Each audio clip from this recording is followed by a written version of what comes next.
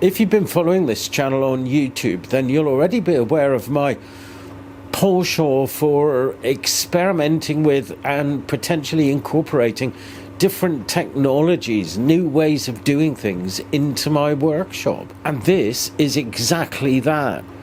This is the new S1 40 watt fully enclosed diode laser from xTool. This is completely new to me. This is something really different from what I've had before.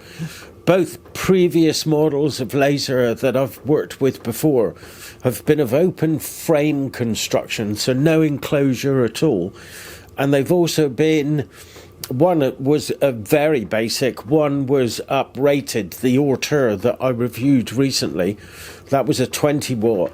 This is completely different from a perspective of it's a fully enclosed box. It's a 40 watt laser, and it also has some other features on it which I'll go through in this video, which are brand new to me. I've never been in a position to experience those before. So I'm going to cover off what the manufacturer claims you're getting for your money, how much it's actually going to cost you at the time of recording this video, what arrives in the box, how well packaged it is, what the setup routine is like, and what it's like to get to that first engraving or that first cut, and also comparing what their software is like to use as opposed to a longer term user of Lightburn. So let's start by heading over to the manufacturer's website and having a look at what they claim, what they actually state this unit is.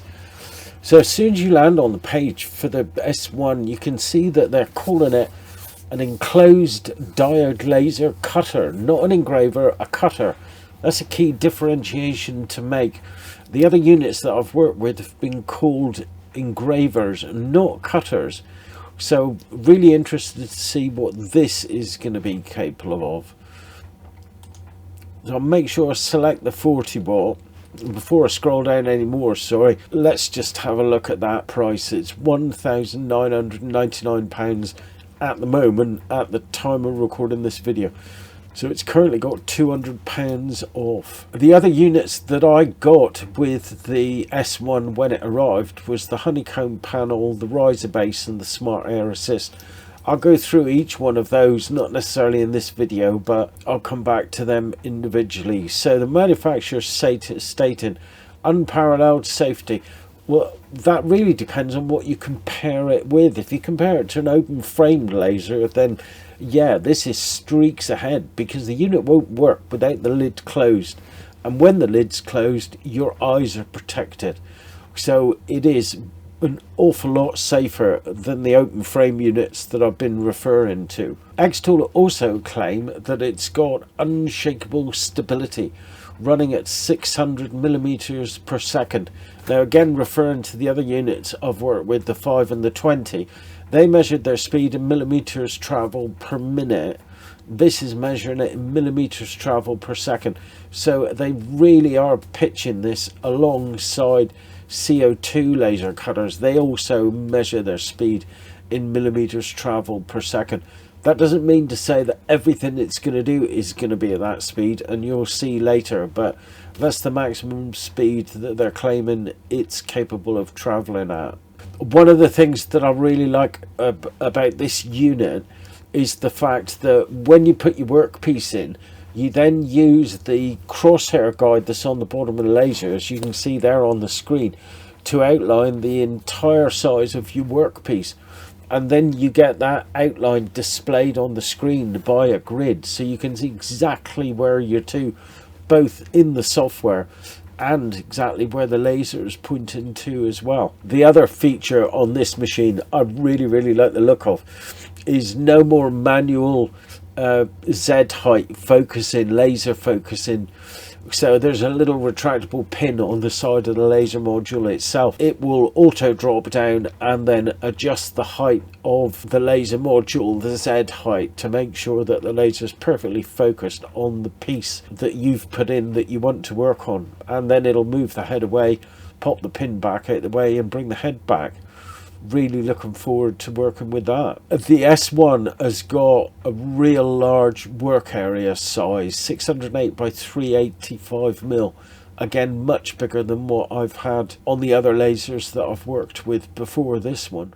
From the second you open the box, you're really going to get the impression that they've spent a lot of time thinking about, and possibly a fair amount of their cash that you've spent as well, on the packaging, ensuring that this device does not get banged, dented, scratched or damaged in any way.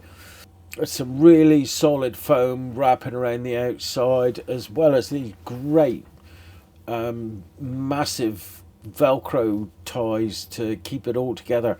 And when you get those off and out the way and you open it up inside, there's just no chance of anything moving around everywhere.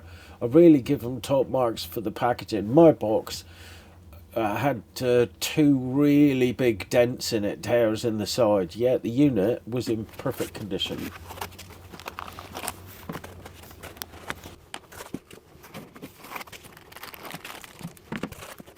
So let's talk about its setup then. This is an absolute walk in the park. It's a non-event. You've literally got 2 jobs to do.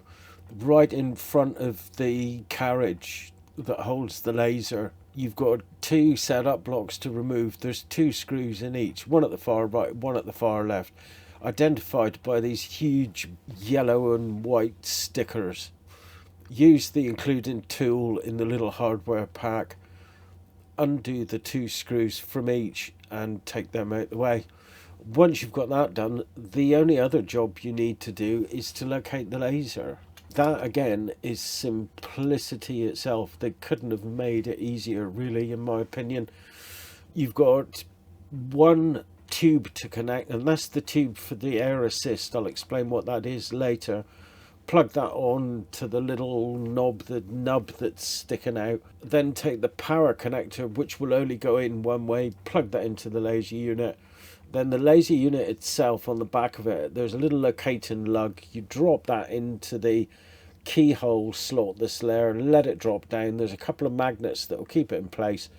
And then take 2 of the little bolts. Again, you use the included Allen key screwdriver and screw those in so they're just done up nice and tight, not overly tight. You don't have to ream them down, just tweak them up that little bit and you're done. That's your setup. We're ready to connect the power and get into the software.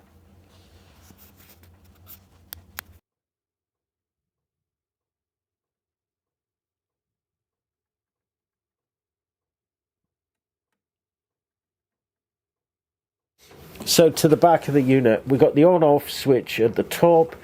This is the power plug that goes to the power brick or the transformer. This is USB cable that runs to your PC, laptop or Apple Macintosh. And this is the xTool USB lock key, the new term for a dongle. Without that plugged in, it's not going to work. Moving over here, this is the data and power connector that runs to the air assist, identified by this symbol here, and then right next to it is the air cable for the air assist unit itself. And then this is said air assist unit. There's the air tube, and there's the data, the power cable. The air tubes are just push fit. There's a little push in flange there. When you insert the tube for the first time, you merely just push it in nice and tight until it won't go any further, and that's it, logged in. Once you've got all of that sorted, then head on over to the xTool website, go to the software tab from the menu at the top of the screen, hit the big green download button, scroll down a wee bit, and then choose the type of installation package that you need: Windows, Apple Mac, Android, iOS, yada yada yada. Click the button, wait for your download to finish, and then run the installer and it'll walk you through setting up the software. So just before we put power to the laser, just recheck your cables, make sure the power is connected to the power block, make sure the power cable's connected to your air assist, and also make sure your air assist dial is set to auto. Now, in the boxes that came with your laser, locate the long thin one, and in there we've got these little workpiece standoffs, prisms they're called. And for what we're going to do, you're only going to need 4 of them tops. Just drop them roughly in the middle of the base of your laser. You don't have to worry about being exact with them at all. And in the other flat box that came with your laser, locate your piece of 3mm basswood and simply drop it on top of those prisms. If you're working in a confined area, this is the perfect time to connect the exhaust hose.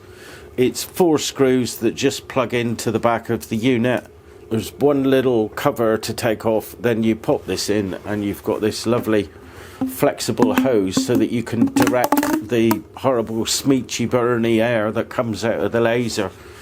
Not good for your lungs, so I recommend you take a bit of time to deal with that, especially if you're inside. I'm in quite an open workshop, so I'm fine for this first portion. The last thing I'm going to do before I turn it on is just make sure the gantry and the laser itself move nice and freely, that nothing's catching for this first time. And a really good idea to do that first time you use the laser each day. So now we can whiz around the back of the unit and hit the power button. And the laser's going to spring to life.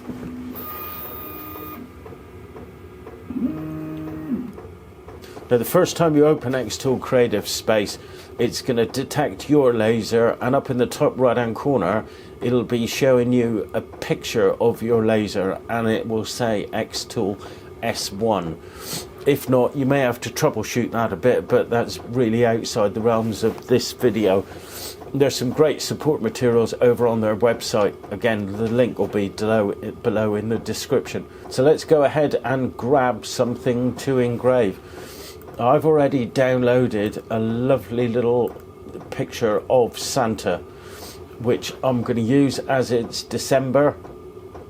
If you don't have something readily available on your PC, then whiz over to Google, do a little search for Santa Claus black and white image, grab something that you like the look of and click on the image button in xTool Creative Space. Select your image and click open, and it'll drop it straight onto the workplace. If you're new to lasers, then you're going to find this very straightforward. If you're an existing laser user used to Lightburn, you're going to find this a little disorientating. So I'll try and cover off both aspects, but everything that you need once the image is selected is displayed over here in the bitmap image toolbar and the object setting toolbar. So there's various filters that we can go through, but for this demo I'm going to choose the black and white filter. I'm going to leave sharpness grayscale as it is, and I'm not going to edit or trace the image. Over in this object setting window here, I want to make sure that I've got output chosen, engraving chosen. So when I'm happy with those, I'm just going to click off onto the background of the workspace, and I'm going to go to material and I'm going to select my 3mm basswood, and then when I reselect my image, you can see in this object setting bar that there's a preset for the power and the speed, and it's typed it in for us. So I've got the power setting to 25%, speed setting to 200%. For Lightburn users, you don't have to do that. You could just leave that at user defined material, and then you could come back in here and you could reset your power to whatever speed you want to. So with those bits set, the next thing we want to do is to set the height of the laser. So grab the laser head and gently move it across to the center of your plywood, and then over on your software hit this little auto measure icon right beside the distance window box. Click the button and the laser will fire into action. It will auto drop the pin out, touch the surface of the material, and then it'll whiz away and reset the pin and bring the head back. So with the focal length of the laser or the Z height set, the next thing we want to do is tell Creative Space what size our workpiece is. So click on the start marking button and choose rectangle. and click start marking. Now it's going to ask you to position the laser head at the top left hand corner, the back left hand corner.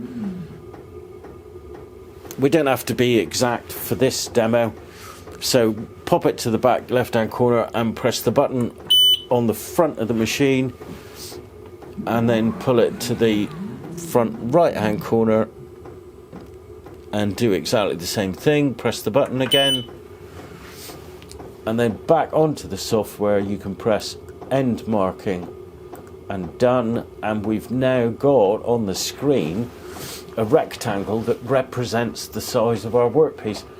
And as we can see, Santa's a little bit large, so I'm going to click on Santa and I'm going to drag him inside of that box, and I'm going to drag one of these corner handles and resize Santa. I want Santa reasonably small because we've got a cutout to do using this piece of ply in a minute. So I'm going to go for Santa about that size, I think, but I'm not quite sure. So if I click off of Santa, I can now use the framing button. We use framing to get the laser to show us exactly where it's going to burn. So if I press the button on the front again, and the laser is going to draw out the box exactly where Santa's going to be. And once we're happy that we've got that in the right position, we can click framing completed, and we're actually ready to burn. So the next step is to close the lid, because it won't let us fire up the laser without the lid closed, and to hit the process button. And this is going to bring us up with a preview window where we've got the opportunity to frame it again, exactly the same. Press the button, not necessary, but if you feel you need just that extra confirmation of where it's going to burn the image, I'm quite happy with that. So I'm going to hit framing complete, and then I'm going to say start. And the software is then going to send the file up to the laser, and it's going to tell you need to give it the final command by pressing the button to make it start burning. Now all of this to-ing and fro-ing is basically to ensure that you are still in proximity of the laser.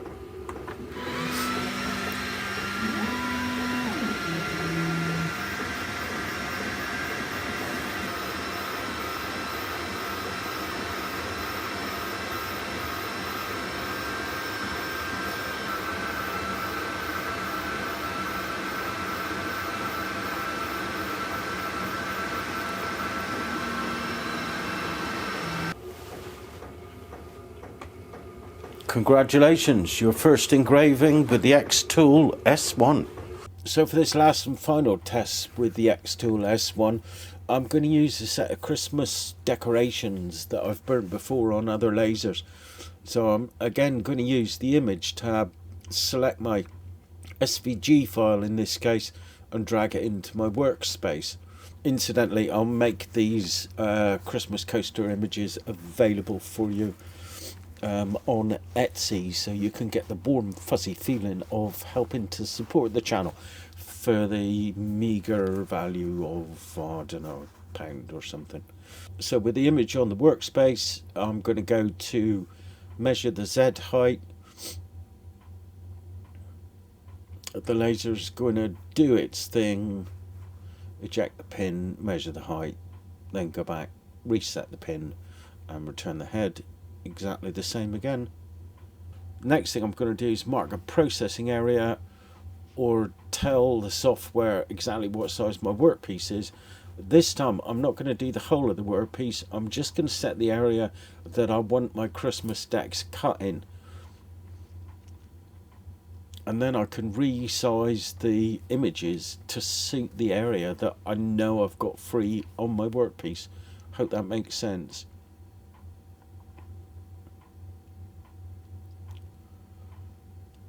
And then once that's complete, I can drag my images down into the rectangle and resize them so I know they're going to fit. Really simple and straightforward. And then again, just to confirm, I'll use the framing function to make the laser tell me exactly where it thinks it's going to cut to. And I'm quite happy with that. Now at this point you might be thinking to yourself, Graham, you forgot to tell the machine what type of material you're using, and you'd be dead right, I have. So I'm going to go back to the material list, reselect 3mm basswood, select my images, make sure I'm on output.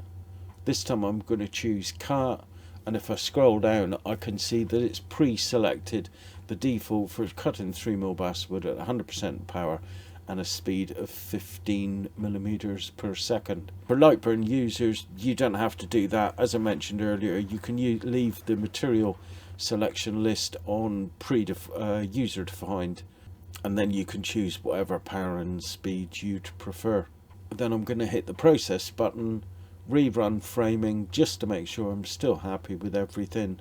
And if all is good, check to make sure that your air assist is set to auto. Really important when cutting, because that really is going to generate a huge amount of smoke. Then I'm going to close the lid, attempt to do a better job at focusing the camera, hit the start button. Once again the software will upload the file, and then I can press the start button on the front of the machine and the laser can do its job.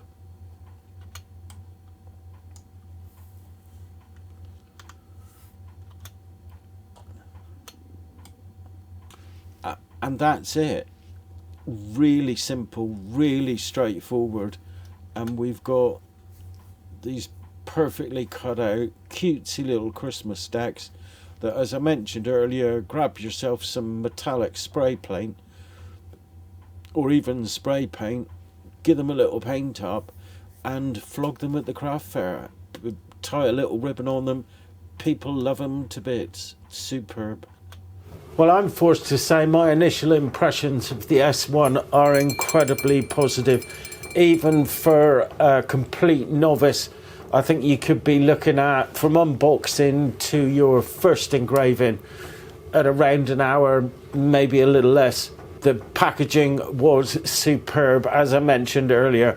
Very Apple-like, looks like an awful lot of detail and a lot of thought has gone into making sure the unit's going to arrive in perfect condition. Everything's identified via pictures so that you really can't plug anything in the wrong place.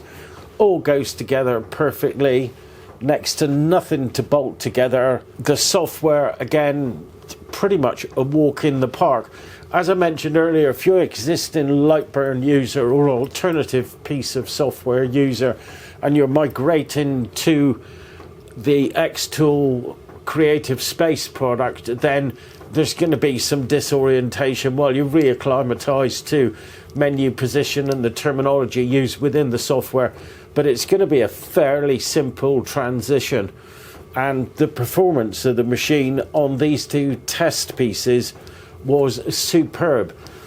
But that's only initial impressions. What I now intend to do over the next week or so is to work with this machine a bit more, put it through its paces a little bit and see what I can or can't achieve within a fairly limited time frame, and come back to you then with my further impressions of the xTool S1 40-watt fully enclosed diode laser.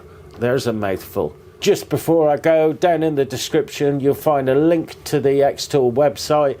Hopefully by the time this video comes out it will be an affiliate link, and I might stand a chance of earning a bob or two at their expense, not yours. So please help support this channel, and if you are inclined to pick up one of these, then use the link below.